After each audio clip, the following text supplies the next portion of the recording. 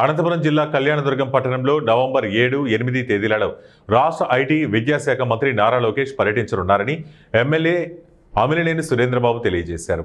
కళ్యాణదుర్గం పట్టణంలో పెన్షన్ పంపిణీ కార్యక్రమంతో పాటు ఆర్థికంగా ఇబ్బంది పడుతున్న రంగస్వామి కుటుంబానికి 50,000 రూపాయలు ఎమ్మెల్యే ఆర్థిక సహాయం అందించారు. ఈ సందర్భంగా ఆయన మాట్లాడుతూ రాష్ట్ర చేనేతల సంక్షేమం కోసం రాష్ట్ర ముఖ్యమంత్రి చంద్రబాబు నాయుడు రాష్ట్ర ప్రభుత్వం ఎన్ని ఆర్థిక ఇబ్బందుల్లో ఉన్నా ఎన్నికల్లో ఇచ్చిన హామీ మేరకు చేనేతలకు 500 యూనిట్ల వరకు ఉచిత విద్యుత్ ఇస్తున్నారని తెలియజేశారు. రాష్ట్ర ప్రభుత్వం అభివృద్ధి సంక్షేమానికి పెద్దపీట వేస్తోందని రాష్ట్ర మంత్రి నారాయణ, ముఖ్యమంత్రి చంద్రబాబు, ఉప ముఖ్యమంత్రి పవన్ కళ్యాణ్, విద్యాశాఖ మంత్రి నారా లోకేష్ అన్ని వర్గాల ప్రజల సంక్షేమం కోసం ప్రత్యేకంగా శ్రమిస్తున్నారని ఆయన తెలిపారు. అంతేకాక ఈ నెల 7న నారా లోకేష్ పార్టీ కార్యకర్తలతో సమావేశమవుతారని, ఉత్తమ కార్యకర్తల సన్మానం కూడా నిర్వహించనున్నట్లు తెలిపారు.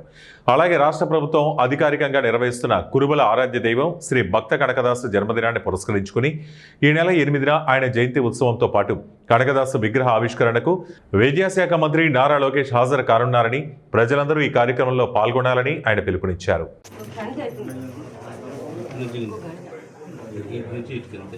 ఒక పలక అంటాం, కొలత పలక అంటాం. ఇది డిజైన్ వేయాలంటే 2 రోజులు అవుతుంది. ఈ డిజైన్ అంతా అట్టాలు వస్తాయి, సమయం అట్టాలు మార్చుకోవాలి. ఇది చేత్తో తిప్పింది, ఇది కూడా ఈ డిజైన్ కూడా చేత్తో బుట్టాలు అట్టాలు ఉంటాయి సార్. దీనికి ఇది తిప్పుకుంటూ చేత్తో తిప్పిండేది ఇక్కడ కనిపిస్తుంది.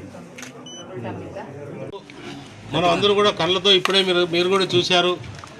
నిజంగా చాలా బాధ అవుతుంది ఆ తల్లి చెప్పే మాటలు వింటే. ఒక చీర మగ్గం నేయాలంటే 8 రోజులు సమయం తీసుకుంటుంది.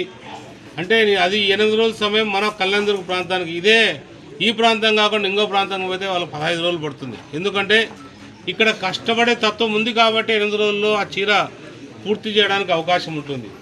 అంటే ఆమె 3,000 రూపాయలు ఆమెకి ఇస్తారని చెప్తున్నారు.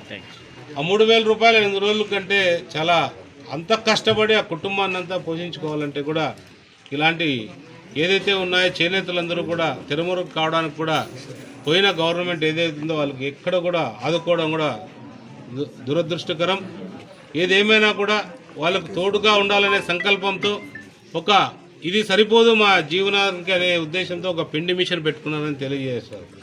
అది కూడా 1,00,000 రూపాయలు అప్పు తీసుకొని పిండి మిషన్ పెట్టుకున్నాం. కుటుంబాన్ని పోషించుకోవాల్సిన బాధ్యత మా పైన ఉందని. ఎందుకంటే ఒక కొడుకు, కుమార్తె, మరి వాళ్ళ పిల్లలు అందరూ కూడా ఉంటున్నారు, సరిపోదనే దాంట్లో పిండి మిషన్, అది కూడా కష్టాన్ని నమ్ముకొని ఒక పిండి మిషన్ పెట్టుకున్నారు. కాబట్టి వాళ్ళకి నాకే ఒక రకమైన బాధ కనిపించి వాళ్ళకి ఏదో రకంగా సహాయపడాలి.